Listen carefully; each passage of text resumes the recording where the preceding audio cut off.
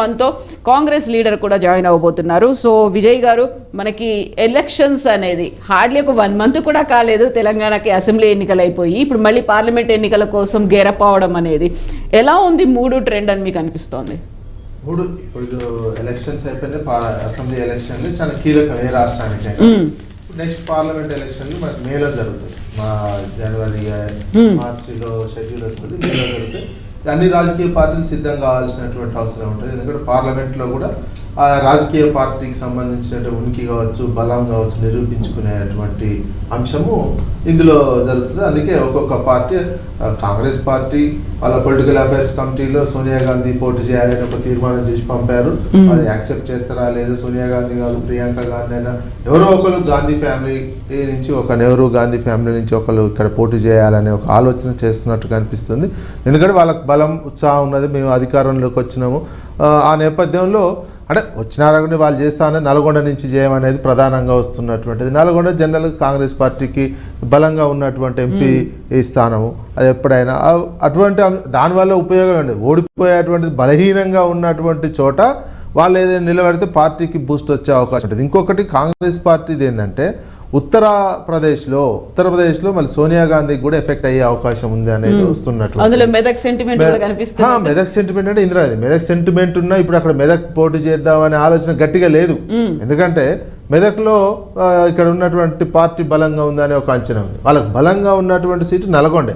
దాదాపు ఒక 30 సంవత్సరాల నుంచి నల్గొండ సీటు వేరే పార్టీ వాళ్ళు గెలవట్లేదు, కాంగ్రెస్ పార్టీయే గెలుస్తుంది పార్లమెంట్ నియోజకవర్గానికి సంబంధించినటువంటి. అట్లాంటిది వాళ్ళు అట్లాంటిది చూజ్ చేసుకుంటున్నారు తప్ప బలహీనంగా. ఇప్పుడు ఉన్నటువంటి ఉత్తరప్రదేశ్లో ఏమైంది, సోనియా గాంధీ ఓడిపోతుంది. ఎందుకంటే పోయినసారి రాహుల్ గాంధీ ఓడిపోయాడు, మళ్ళీ సార్ సోనియా గాంధీ కూడా ఓడిపోతే మరింత కాంగ్రెస్ పార్టీకి పరువు వద్దనే వాళ్ళు దక్షిణాది మీద పడ్డారు. ఎందుకంటే దక్షిణాదిలో కర్ణాటక, కేరళ, ఇప్పుడు తెలంగాణలో పార్టీ బలంగా ఉన్నటువంటి నేపథ్యంలో దక్షిణాదిలో పోటీ చేయించుదామనే ఒక అంచనా కాంగ్రెస్ పార్టీ చేసి అందుకే పొలిటికల్ అఫైర్స్ కమిటీలో తీర్మానం చేసినట్టు కనిపిస్తుంది. మొత్తం అయితే కాంగ్రెస్ పార్టీ మీద ఈ పార్లమెంట్ ఎన్నికల్లో ఈ 3 నెలల పరిపాలన, 4 నెలల పరిపాలన ప్రభావం కాంగ్రెస్ పార్టీ మీద పడుతుంది. తెలంగాణలో ఇచ్చినటువంటి హామీలు వీళ్ళు విమర్శలు రాజకీయంగా ఇతర పార్టీల మీద విమర్శలు చేయొచ్చు, గత ప్రభుత్వం ఎట్లా ఉందనేది ఒక విమర్శ చేస్తున్నప్పటికీ పర్ఫార్మెన్స్ విషయం 3 నెలల్లో మీరు చెప్పినటువంటి హామీలు ఎంతవరకు నెరవేర్చారు, మాకు ఆ సౌకర్యాలు అందుతున్నాయా లేదా అనే అంశాన్ని మాత్రం పబ్లిక్, ఓటర్లు ఒక అంచనా వేసుకునే అవకాశం కనిపిస్తుంది. ఇందులో కనుక ఏమాత్రం వాళ్ళు, ఎందుకంటే తేడా ఉంటుంది ఎలక్షన్కి ఫలితాల్లో మన తెలంగాణలో తేడా కనిపిస్తుంది. బై ఎలక్షన్స్ కావచ్చు, నెక్స్ట్ జరుగుతున్న ప్రతి ఎలక్షన్కి ఓ రకమైనటువంటి చేంజ్ కనిపిస్తుంది. అట్లాంటిది ఏదైనా జరిగితే కాంగ్రెస్ పార్టీకి ఎన్ని సీట్లు వస్తాయో చూడాల్సినటువంటి అవసరం ఉంది. ఇక బీఆర్ఎస్ పార్టీకి సంబంధించినటువంటి వాళ్ళు ఇప్పుడే సమీక్షలు చేసుకోవడం, 3వ తారీఖు నుంచి ఒక్కొక్క పార్లమెంట్ నియోజకవర్గం నుంచి పెట్టుకునే ఏర్పాటు బీఆర్ఎస్ పార్టీ చేసుకుంది. అదేవిధంగా బీజేపీ, మరి వీళ్ళు ఎన్ని సీట్లు పోటీ చేస్తారు, బీఆర్ఎస్ పార్టీ అన్ని సీట్లలో పోటీ చేస్తున్నటువంటి క్యాండిడేట్లు ఎవరు ఏంటి అనేది 3వ తారీఖు నుంచి ఆ పార్టీ సమీక్ష చేసుకొని అభ్యర్థులను ప్రకటించి ఒక పకడ్బందీగా ఎన్ని సీట్ల ఫైట్ చేద్దామనే ఒక అంచనాతోటి కనిపిస్తున్నట్టు తెలుస్తుంది. ఇక బీజేపీ కూడా అమిత్ షా ఇన్ఛార్జిగా ఉన్నాడు. ఇప్పుడు పార్లమెంటు వరకు రాష్ట్రానికి అమిత్ షా ఇన్ఛార్జ్ నిన్న వచ్చి 10 సీట్లు టార్గెట్గా పెట్టుకోవడం జరిగింది.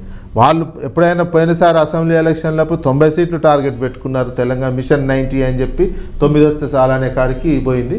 ఇప్పుడు ఇది 10 ఉన్నటువంటి దాంట్లో 10 సీట్లు మీరు టార్గెట్గా పెట్టుకోవడం జరుగుతుందనే చెప్పి పార్టీలో ఉన్నటువంటి ప్రధానంగా పార్టీలో విభేదాలు, ఇప్పుడు కరీంనగర్ నుంచి ఈటెల రాజేందర్, అదేవిధంగా బండి సంజయ్ ఇద్దరు పోటీ పడుతున్నటువంటి సిచ్యువేషన్. పార్టీకి సీఎంగా అభ్యర్థిగా ప్రకటించకపోయినా బీసీ అభ్యర్థిగా ఉన్నటువంటి వ్యక్తి పార్టీ మారుతున్నారు, కాంగ్రెస్లో చేరుతున్నారని ఈటెల రాజేందర్ లాంటికి సంబంధించినటువంటి వార్తలు రావడం జరుగుతున్నది. అంటే ఇంకొక నెల రోజులు అయితే జనవరిలో అభ్యర్థులను మొత్తం ప్రకటిస్తామని కూడా బీజేపీ ప్రకటించడం జరుగుతుంది. ఈ నేపథ్యంలో బీజేపీ ఎజెండా ఏముండబోదు, బీజేపీ ఎజెండా 3వసారి అధికారము, రామాలయము, ఈ అంశమే ప్రధానంగా మోడీ ఇమేజీ. ఈ 3 అంశాలే బీజేపీ తీసుకుంటున్నట్టు కనిపిస్తుంది తప్ప ఓవరాల్గా మేము రాష్ట్రానికి ఇది ఇచ్చినాం అది ఇచ్చినామని చెప్పేటువంటి పరిస్థితి బీజేపీది కనిపించటం లేదు.